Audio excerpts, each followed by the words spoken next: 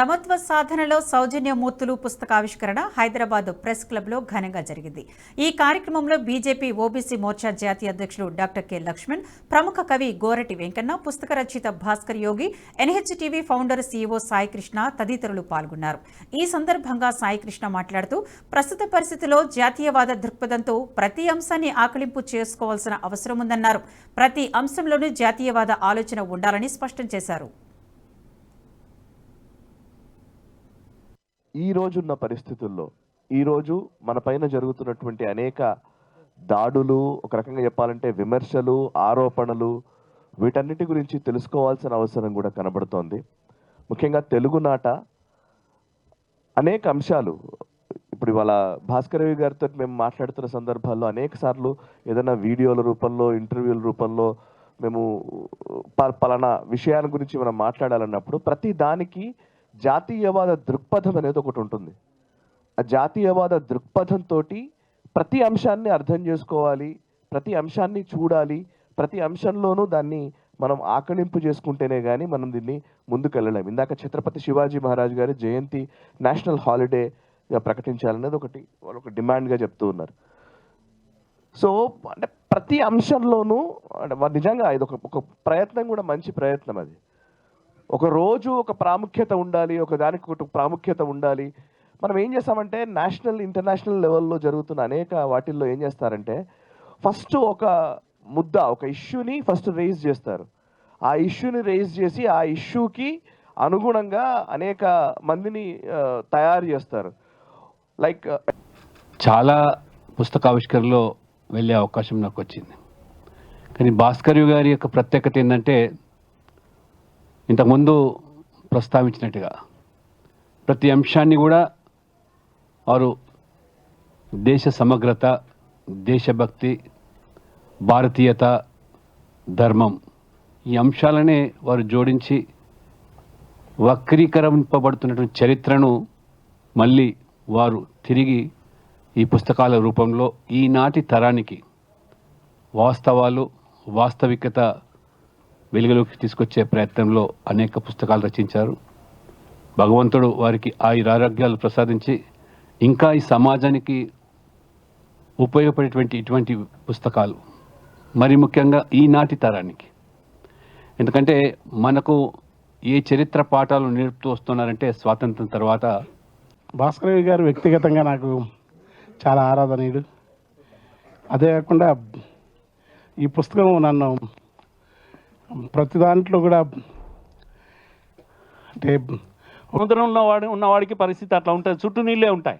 అట్లా భారతదేశం సార్ నంబుద్రిపాదు దాస్ క్యాపిటల్ను శంకర్ అద్వైతాన్ని రెండు చేతులు పట్టుకుని వస్తానని చెప్పి మాట్లాడినాడు. భారతదేశం అంటే కుల వ్యవస్థ అనేది ఇప్పుడు అనుకున్నట్టు అప్పుడు లేదు. కానీ లేకుంటే మడేల్ మదారయ్య కానీ లేకుంటే రామానుజాచార్యుడు ధనుర్దాసును కీర్తించడం కానీ చండాలుడు శంకరుని చండాల వందనం అవన్నీ వాటిలోని లోతుల్లోకి పోయి విశ్లేషించే అవకాశం లేదు. కానీ భాస్కర్ ఇలాంటి మహాత్ములు చెప్పిన దాన్ని గ్రామాల్లో తినతంలో నేను చూసినాను. ఇమ్మడి చంద్రయ్య గారి ద్వారా లేకుంటే మా నాన్నగారి ద్వారా వీరి పరంపర పట్ల దేశీయ సామ్యవాది నేను పక్క, అందులో ఏ సందేహం లేదు. ఏ అసమత్వాన్ని అంటే ఆత్మావతి సర్వభూతాన్ని కానీ వీసే గాలి, మోసే నేల, పొంగే గంగ, పొద్దు నింగి, ఐదింటి రూపం ఈ గూటి దీపమైన ఈ అనంత విశ్వంలో స్థావర జంగమాత్మక జగత్తులో ఉచ్చ నీచ ఏది ఉన్నతం నిమోన్నతం లేకుండా అంతా భారతీయులు లేరు, మాయమైపోతున్నాడమ్మా. మనిషి అనేవాడు కాదు, భారతీయుడు మాయమైపోతున్నాడు. భారతదేశంలో బీసీలు ఉన్నారు, ఎస్సీలు ఉన్నారు, ఎస్టీలు ఉన్నారు, ఓసీలు ఉన్నారు, కానీ భారతీయుడు లేకుండా పోతున్నాడు. ఈ భారతీయుని తయారు చేసే పని సంఘం చేస్తూ వచ్చింది 100 ఏళ్ల నుంచి. ఈ భారతీయుని తయారు చేసే పని భాస్కర్ రాసినటువంటి పుస్తకం యొక్క పని. ఇది మనందరినీ ఒక్కటి చేసేటువంటి ఒక పని. అందుకని మనం ఈ పుస్తకాలను చదవాలి. భాస్కర్ యోగి గారు పని కట్టుకొని రాశారు, పని కట్టుకొని మాట్లాడుతున్నారు, పని కట్టుకొని చెప్తూ ఉన్నారు. ఇవన్నీ కూడా వీధి వీధి వాడవాడ తిరిగి చెప్తా ఉన్నాడు. యూట్యూబ్లో చెప్తున్నారు, టీవీలో చెప్తున్నారు, పుస్తకాల్లో చెప్తున్నారు. అన్నమాచార్యుడి పాట అప్పుడప్పుడు నాకు టీవీలో వింటూ ఉంటే బ్రహ్మం ఒక్కడే పరబ్రహ్మం ఒక్కడే. ఎంత బాగా చెప్పింటాడు. అరే బంటు నిద్రపోయే అదే ఒకటే, మెండైన బ్రాహ్మణుడు మెట్టు భూమి ఒకటే. ఇంత సింపుల్గా చెప్పారు కదా. ఎందుకు చెప్పింటాడు? 400 ఏళ్ల క్రితం ఇది. భారతదేశంలో కులం అనేటటువంటిది దాని యొక్క వికృత రూపం అప్పుడప్పుడు మనకు కనిపిస్తుంటుంది, దాని యొక్క విశ్వరూపం మనకు అప్పుడప్పుడు కనిపిస్తుంటుంది, దాని యొక్క సౌమ్య రూపం అప్పుడప్పుడు మనకు కనిపిస్తుంటుంది. సౌమ్య రూపం ఎక్కడ కనిపిస్తుంది అంటే, ఓ కుల సంఘం ఒక ఆయన పెట్టుకొని కొంతమంది పేదవాళ్ళకు పుస్తకాలు పంచుతుంటాడు, ఒక హాస్టల్ నిర్మాణం చేస్తారు, లేకపోతే దుప్పట్లు పంచుతారు, ఇంకేదో సేవ చేస్తారు. అది సౌమ్య రూపం. విశ్వరూపం ఏమిటంటే, నేను పలానా కులం నుంచి లీడర్గా ఎదగాలి కాబట్టి ఏ నిజాం కాలేజ్ గ్రౌండ్లను పెరడ్ గ్రౌండ్స్లో ఒక పెద్ద మీటింగ్ పెట్టి ఆ మీటింగ్లో తన కులం బలాన్నంత వికృత రూపం ఏంటంటే, ఈ కులం అనేటటువంటిది ఆధారం చేసుకొని ఇతరుల పైన ద్వేషాన్ని వెళ్ళగక్కేటటువంటి ఒక ఎకోసిస్టమ్ డెవలప్ చేయడం అనేటటువంటి వికృత రూపం. ఆ వికృత రూపమే ఇవాళ భారతదేశంలో భయంకరంగా ఉంది.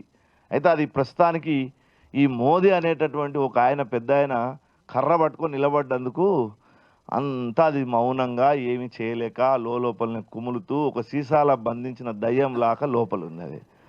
ఆయన పదవిలోకి దిగిపోయిన ఈ జాతీయవాద ప్రభుత్వం పోతే ఒకటే నిమిషంలో దానికి సంబంధించిన ఎర్రబేత.